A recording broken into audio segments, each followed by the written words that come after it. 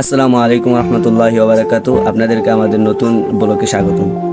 ঈদের ছুটিতে সবাই দেশে আসছে, আর এই সময় আমাদের এলাকার যে ভাই ব্রাদার সবাই একসাথে হলাম। এখন দুপুর বেলা যে পরিমাণ গরম বর্তমানে বাংলাদেশে, আল্লাহ জানে কি অবস্থা হবে সামনে।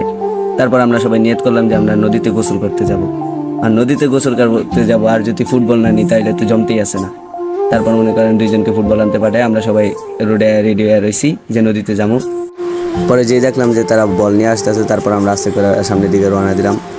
এবং এখন পর্যন্ত আমাদের যে বড় ভাইরা আছে তাদের ফাইজলামি দেখলে মনে হয় না তারা এত বড় হয়ে গিয়েছে। এখনও তারা তাদের সেই ছোটোবেলার মতো সবার সাথে ফাইজলামি করে, একলগে আড্ডা, সব কিছুকে ধরে রেখেছে তাদের শৈশবের মতোই।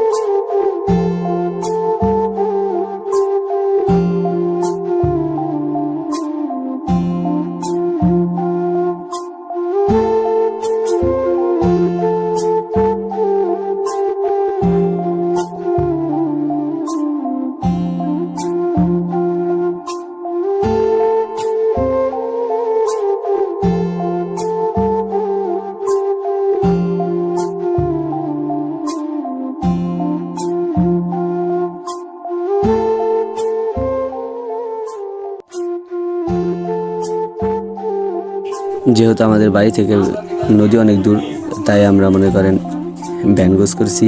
ভ্যান পেয়েছি একটা, আর আমরা মানুষ হলো মনে করেন 16 জন। এক ভ্যানে 16 জন কীভাবে উঠছি তা দেখুন।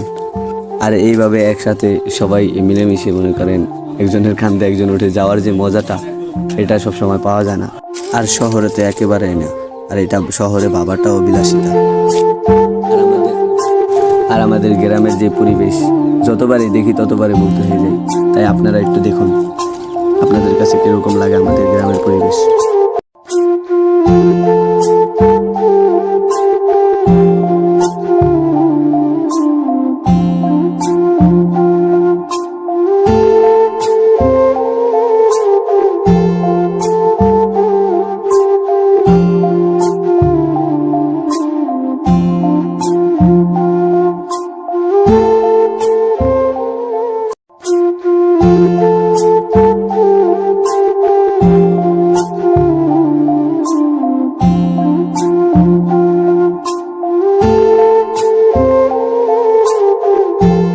কিছু দূর যাওয়ার পর আমাদের ভ্যানওয়ালা কাকু বলে যে তার গাড়িতে এত গেলে তার গাড়ি ভেঙে যাবে। তারপর আমরা